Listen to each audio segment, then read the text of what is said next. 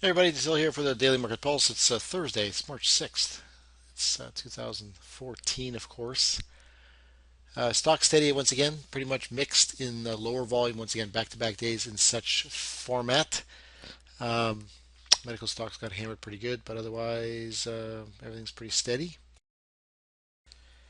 So NASDAQ pops a little bit after yesterday's decline. It's still stuck right at the 1272, but now looking a little bit more primed to perhaps go higher. The 20 moving average is rising at a pretty good clip, fast approaching the 50.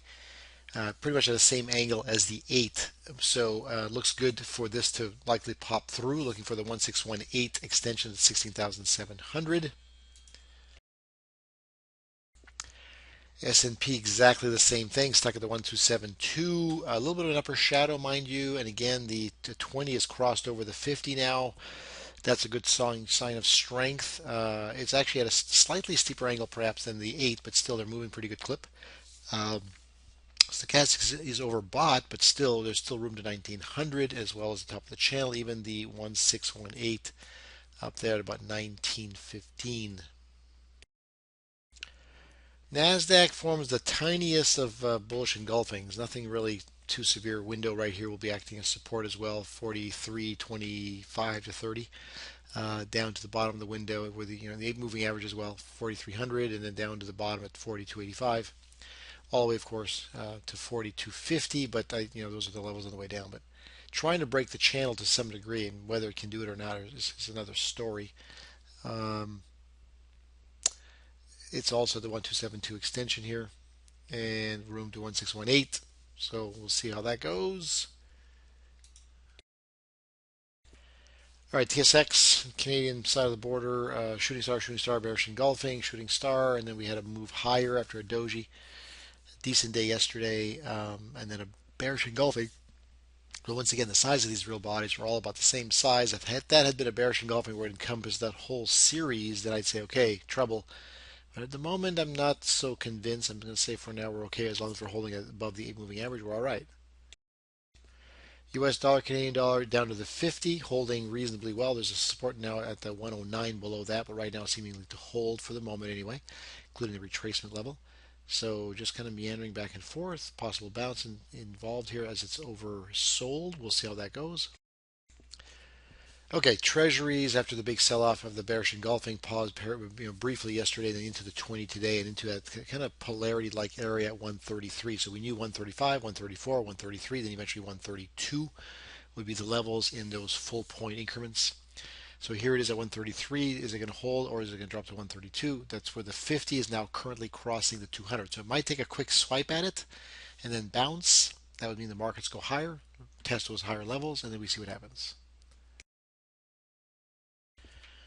Yen came kind of tumbling down after it looked really, really good with that little kind of cup scoop-like formation. Never quite made it to its target. Came all the way back down to support. Broke support, hit the 50. The 50 is now rising. So this is a good spot for it to sort of reverse or consider reversing. We just talked about that with the treasuries. That's not there yet. But the yen here has approached this level and seemingly, perhaps anyway, stabilizing here. Let's go to gold. Gold had a nice move today. You see the rise it had. Nice move off the support area, off the 8 moving average, new high, well, almost new high. Essentially, matching the highs pretty much. With a little bit more room still to 1360, that seems like that's still the likely target for gold, while silver continues to lag. But a nice bounce here as well off the support, the 200, the crossing 20 over the 200 as well. Looking for this to move into 22 and then 23. So we'll see how silver moves along. That's the support level right across 21 for the time being. Crude had come a tumbling down. It went to a newer low today, but it did rebound at the end of the day. In that last half hour before the pit close, it ran up pretty hard and strong off that 200. Uh, Approximately testing essentially the century mark as well as the 101 simultaneously, and then looking for a continued bounce here. It may retest real quick, but it looks like a continued bounce would be back toward 103, 105, and look for like the higher levels we mentioned before, 108 and 110. So let's quickly look at natural gas. So after that massive surge to the upside, hitting 640, it tumbled all the way back down, almost like it was parabolic. Coming down, settling just above 440 at about 450. A couple of bullish candles here in the last week, bearish, bullish engulfing bull sash, holding at the 50-day moving average with a declining 8, declining 20 above, falling window at 520, a little bit of an issue.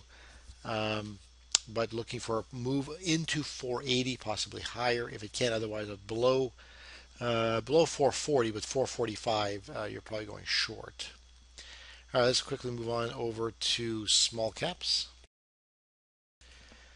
Small caps had a nice move, of course, we know, on Tuesday, sideways, essentially yesterday, very quiet, and then kind of quiet again. The gap top today, but essentially quiet. Just profit taking for the time being, just consolidating. Everything looks just fine for the moment.